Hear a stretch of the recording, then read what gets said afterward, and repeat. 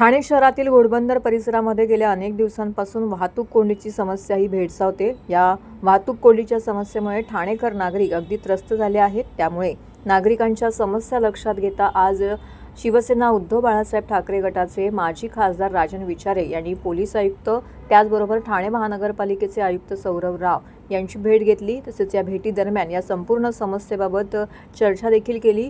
तसेच गेल्या अनेक दिवसांपासून ही समस्या कायम आहे, याबाबत कोणतीही उपाययोजना होत नसल्याने अखेरीस या समस्येचा लवकरात लवकर तोडगा काढावा अशी मागणी यावेळी निवेदनाद्वारे माजी खासदार राजन विचारे यांनी केली आहे। त्याचबरोबर वाहतूक कोंडीच्या समस्येचं लवकरात लवकर निवारण न केल्यास भविष्यामध्ये प्रशासनाच्या दालनामध्ये बसून तीव्र आंदोलन करण्याचा इशारा माजी खासदार राजन विचारे यांनी दिला आहे। मला वाटतं या ठाणे शहरामध्ये वाहतूक कोंडीचा जो प्रश्न आहे गेले 2 ते 2.5 वर्षापासून या ठिकाणी विकासाच्या नावावरती वाहतूक कोंडीचं कारण देऊन तिथे सर्वसामान्यांना या वाहतूक कोंडीतून मुक्तता होण्यासाठी त्या ठिकाणी कुठल्याच प्रकारचे प्रयत्न त्या ठिकाणी ट्रॅफिक असेल किंवा इतर महापालिका असेल, आज तुम्ही बघितलं असेल संबंध घोडबंदर परिसर असेल, मी सकाळी 8 वाजता घरातून निघालो होतो आणि कापूरबावडीपर्यंत यायला मला 12 वाजले साहेब। म्हणजे आज 3:13 नाही 12 वाजले।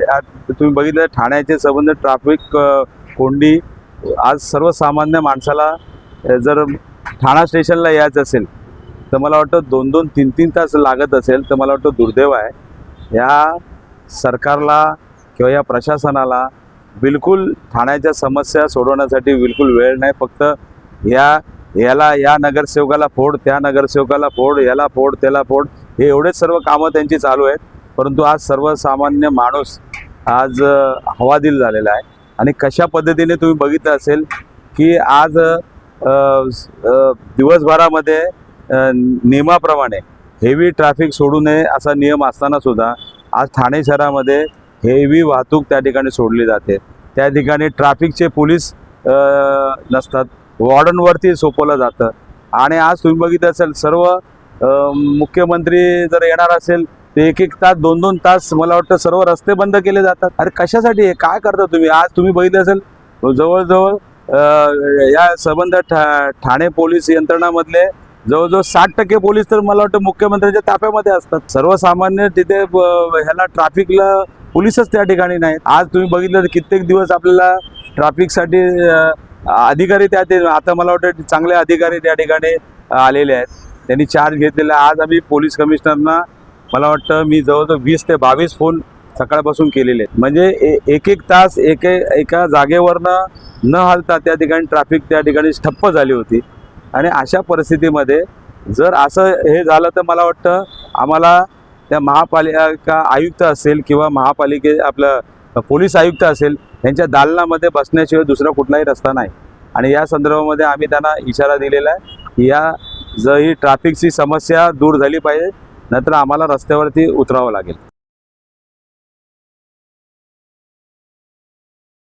महाराष्ट्रातील भगिनींना आधार देणारी राज्य शासनाची मुख्यमंत्री माझी लाडकी बहीण योजना। या योजनेअंतर्गत अल्प उत्पन्न गटातील 21 ते 65 वयोगटाच्या भगिनींना मिळणार दरमहा 1500 रुपयांची मदत। अर्ज करण्यासाठी 31 ऑगस्ट 2024 पर्यंत मुदतवाढ। कुटुंबाचं वार्षिक उत्पन्न 2.5 लाख रुपयांपेक्षा कमी असलेल्या महिला पात्र। कुटुंबाकडे पिवळं किंवा केशरी रेशन कार्ड असल्यास उत्पन्नाचा दाखला आवश्यक नाही।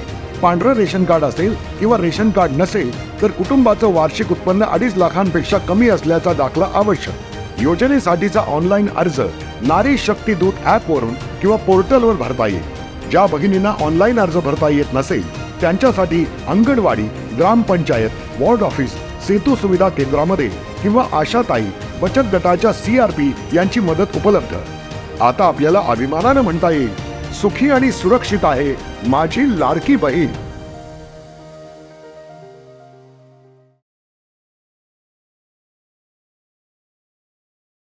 ठाणे पूर्व येथील कोपरी सॅटिस प्रकल्पात बाधित कुटुंबे गेल्या अनेक वर्षापासून हक्काच्या घरासाठी वणवण करत होते। काही दिवसांपूर्वी त्यांनी आमदार संजय केळकर यांची भेट घेऊन व्यथा मांडली होती।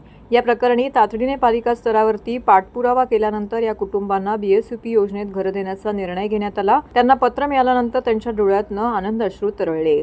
आमदार संजय केळकर यांनी शासकीय विश्रामगृह येथे आयोजित केलेल्या संयुक्त बैठकीत लाभार्थी कुटुंबियांना पत्रे दिली। यावेळी स्थावर मालमत्ता विभागाचे आयुक्त मनीष जोशी उपस्थित होते। 20 दिवसांपूर्वी या कुटुंबांनी आमदार संजय केळकर यांची भेट घेऊन व्यथा मांडली होती। कोपरी येथील सॅटिस प्रकल्पात बाधित झाल्यानंतर अनेक वर्ष पाठपुरावा करूनही घरांपासून वंचित राहावे लागल्याची खंत त्यांनी व्यक्त केली। यावेळी स्थानिक नगरसेवक भरत चव्हाण आणि स्थावर मालमत्ता विभागाचे अधिकारी देखील उपस्थित होते।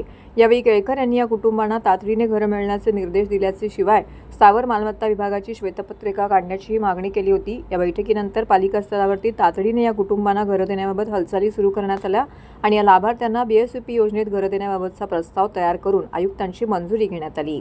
शासकीय विश्रामगृहामध्ये या लाभार्थ्यांना पत्र देण्यात आली। अनेक वर्षांनी घराचा प्रश्न मार्गी लागल्याने या कुटुंबियांनी आमदार संजय केळकर यांचे आभार मानले। ठाणा पूर्वचा जो सॅटिस प्रकल्प आहे, हा सॅटिस प्रकल्प उभारताना 24 कुटुंब बाधित झाली होती। पात्र असून देखील 5 वर्ष ते वणवण फिरत होते आणि महापालिकेच्या माध्यमातून त्यांना पुनर्वसन जे कायमस्वरूपी व्हायला पाहिजे झालं नाही। त्यांना आता टेम्पररी जरी ठेवलं असलं तरी तिथे देखील इतकी दुरावस्था आहे आणि त्याच्यामुळे तो विषय घेऊन भरत चव्हाणांच्या माध्यमातून पाठपुरावा झाला आणि आज मनीष जोशी जे उपायुक्त आहेत घनकचरा विभागाचे आणि स्थावर मालमत्तेचे, तर त्यांच्या उपस्थितीमध्ये या बाधित कुटुंबांना कायमस्वरूपी घर BSVP मध्ये देण्याबाबतची पत्र दिली गेली आणि त्याच्यामुळे त्यांचा हा प्रश्न सुटलेला आहे।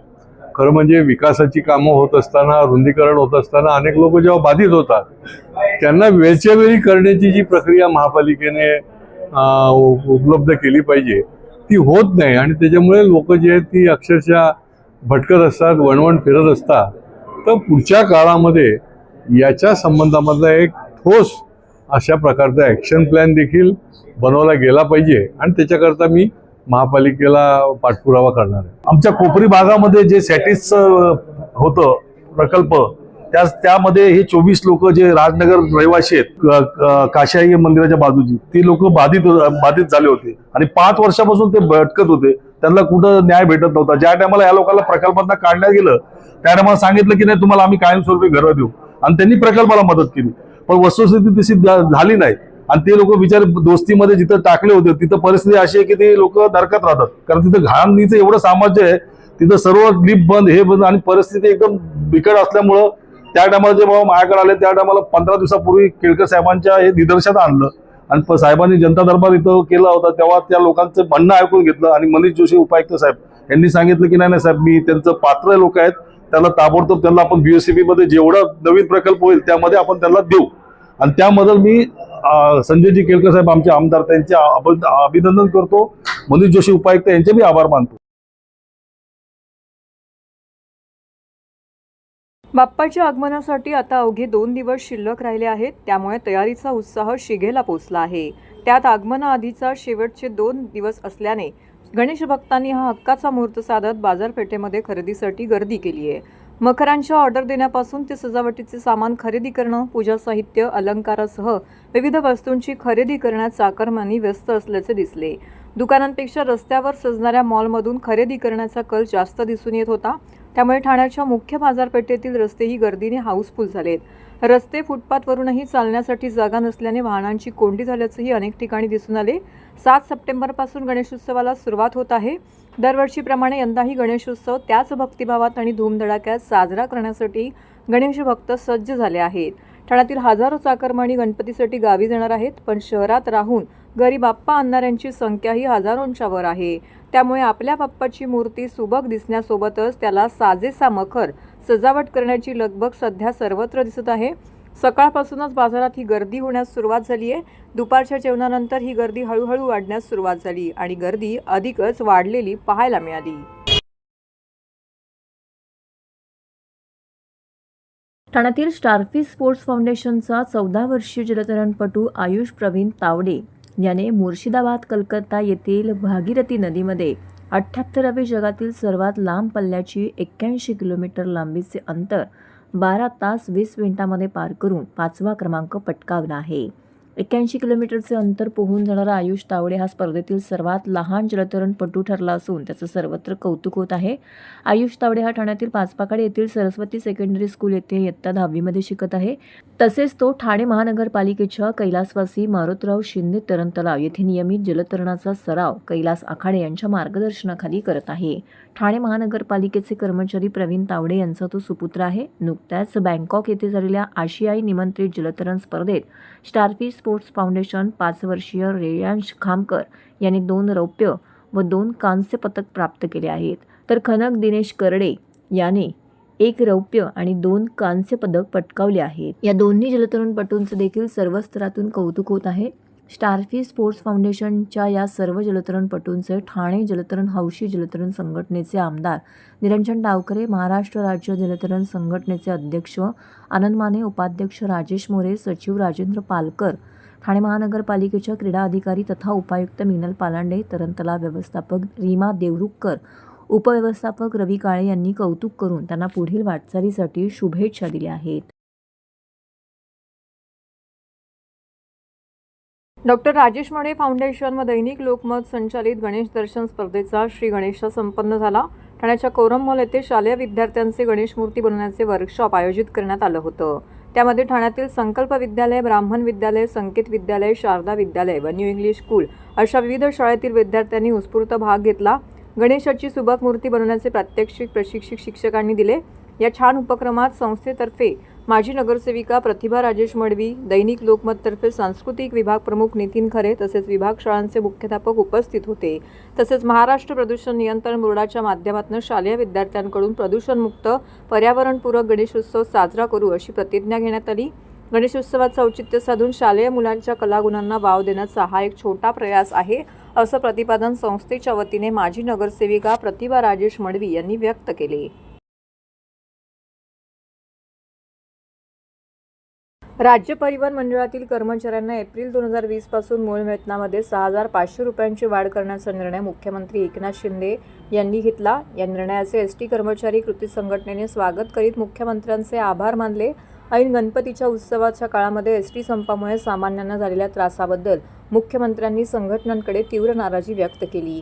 एसटी कर्मचाऱ्यांनी पुकारलेल्या संपाच्या पार्श्वभूमीवरती सह्याद्री अतिथीगृह येथे मुख्यमंत्री शिंदे यांच्या अध्यक्षतेखाली कर्मचारी संघटनेची बैठक झाली.